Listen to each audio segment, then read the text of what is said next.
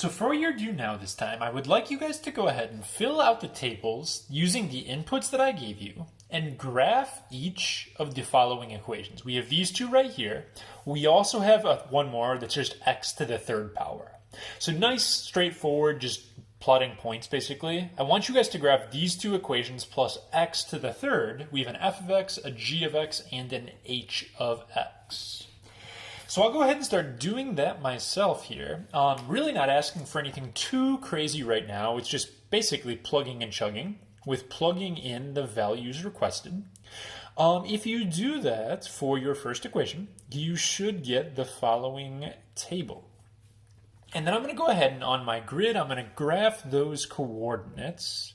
So I have -1, 1, 2, 3, 4, 5, okay.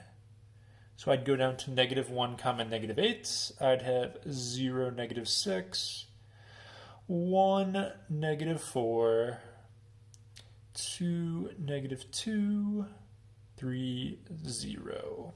Hard to do without nice graph paper there. But we already know that we should be looking at a nice linear picture when we do that. So we've got our first equation all nicely graphed. Second one is going to be a parabola. We already know that. If you plug in a -2, you should get out a 2. Then that would be a -1. And then that would be a -2, -1, +2. So I got -2, +2. That'll be like right there. I've got -1, -1. 0, -2.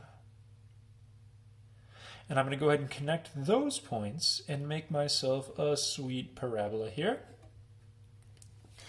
And then finally there was one more that was off the screen. We have x to the third power. If you do -2 to the third power, that is a -8. -1 to the third is -1. 0 to the third, 1 to the third, and 2 to the third power. So we have negatives here, positives here. And I'm going to go ahead and graph those. So I got -2, -8. I have -1, -1, 0, 0, 1, 1, 2, 8. So this graph, x to the third power, our little parent function for that, goes two different directions because it is an odd graph, not an even graph. Goes low to high, and that's going to be our picture right there. So that was all review right here. Just basically plugging in points, making tables. What we are going to do now is introduce the concept of an inverse of a function. So way back when, much simpler times it feels like, the first lesson I taught to you guys back in Unit 1, we drew in our notes that sweet function machine. Well, the sweet function machine is making an awesome comeback in this lesson right here. The idea with a function machine is that what we would do is we would put in inputs, x, something would happen to them in the function machine, it would do some crazy math on them, and it would spit out an output, y. The idea of an inverse says, hey, you know what? Maybe I want to be able to undo this machine and get back from where I ended up to where I started. In math, we like to have the option of undoing things. So we spend a lot of time learning how to do inverse or undoing operations. So the idea is there's some other machine you could put your output into, and then that would spit out your original inputs. The symbol we use for that, it's going to be hard to see on the machine right here, but I'll write it bigger above, is f inverse of x, like this. So the whole concept of an inverse is how do I undo where I ended and get back to where I started? So with inverses, how can I undo a function?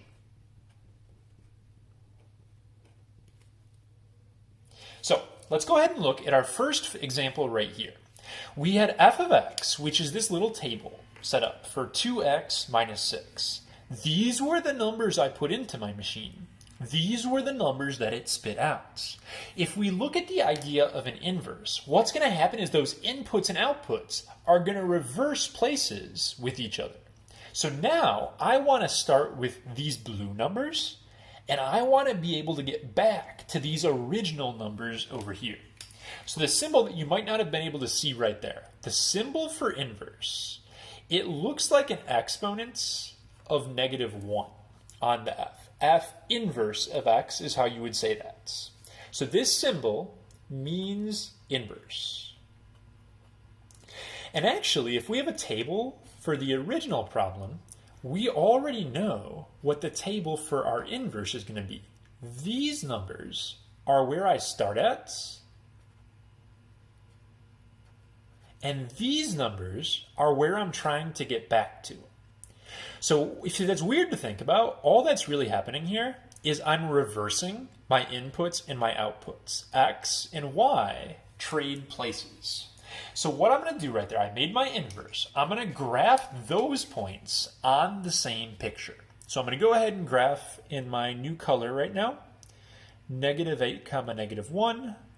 I got -6, 0. -4, +1. A little bit high, -2, +2, and 0, 3. And if I do all of those points, I should get a line that looks like this. So the blue line right here is my original. This green line is my inverse, and I'll even label those. This guy right here, f of x. This guy was my inverse of x. Okay? So right now, what is this good for? Why are we doing it? We're not there yet. We're still kind of building up to that. But just appreciate that to find an inverse isn't very hard if you have a table. You just reverse input and output because you're trying to get back to where you started. So for this next problem, they gave me my g of x. I want to know g inverse of x. Well, now my points are going to go to -2. -1, -1 would stay the same. -2, 0. -1, +1, 2, 2. Literally all I did to make my inverse is I swapped x and y. And I'm going to go ahead and graph those new points. 2, -2 would go there. -1, -1 was already on my graph, but that's right here. Then I'm going to have, let's see, -2, 0, which would be, oh, I totally screwed up this point, my bad. That -1 is like right there. So I got boom, boom, -2, 0, -1, +1, and then 2, 2 is here. My weird dot makes it a little harder to see, but I'm going to go ahead and connect these right here. What you're going to end up seeing if you use the correct dots is a sideways looking parabola like that. So these are the points that correspond to the inverse. We have one more that we're going to do, and I'm going to do the same thing where I graph h inverse of x and I flip-flop my points. So -8, -2, -1, -1, 0, 0, 1, 1. All three of those stayed the same, and I'm going to have 8, 2. So -8, -2.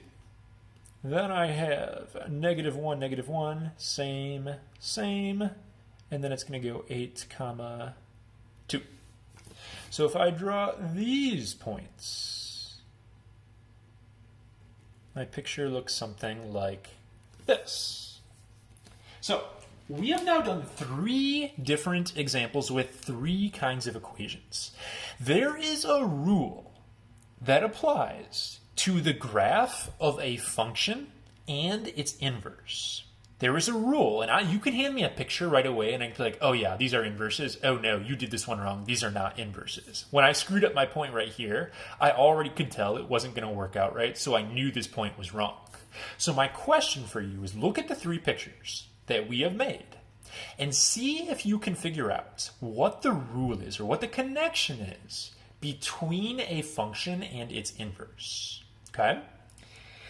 Frequently, when I ask this in class, I get two answers. The first answer is usually something about rotation because it's easiest to see on an example like this. It kind of looks like it just turns. That's harder to see though if you look at like one of these lines right here. So there's a better way than a rotation to describe this. It is actually a reflection over a perfect diagonal line. So my pictures are not on graph paper right here, so they might be a tiny bit imperfect here. But I'm going to go ahead and draw an orange perfect diagonal line through each of those pictures. If you look at each of my examples right here, they should be a mirror image over that line, which is the line y equals x. That will always be true about a function and its inverse. So a function and its inverse are symmetric over the line y equals x. In other words, they're reflections of each other. So it's very simple to see if your pictures are actually inverses. If you did it correctly, you should be able to reflect them over this diagonal line. So one more comment and then I'll split off to my second video. When you use the notation f of x, g of x, etc., that notation guarantees what you have as a function. It's like a stamp of approval. Yes, this is totally a function. It passes the vertical line test. But the inverse symbol right here doesn't have that automatic seal of approval. If you look at this first picture, my inverse was this green line right here. It's a function, passes vertical line test. But on my second example over here, the regular original is a function, but this inverse guy right here, not a function. So if you see this notation, that's a function. If you see this, not necessarily. You have to be able to check it. In our next video, we're going to learn how you find the equations for inverses instead of just doing their graphs.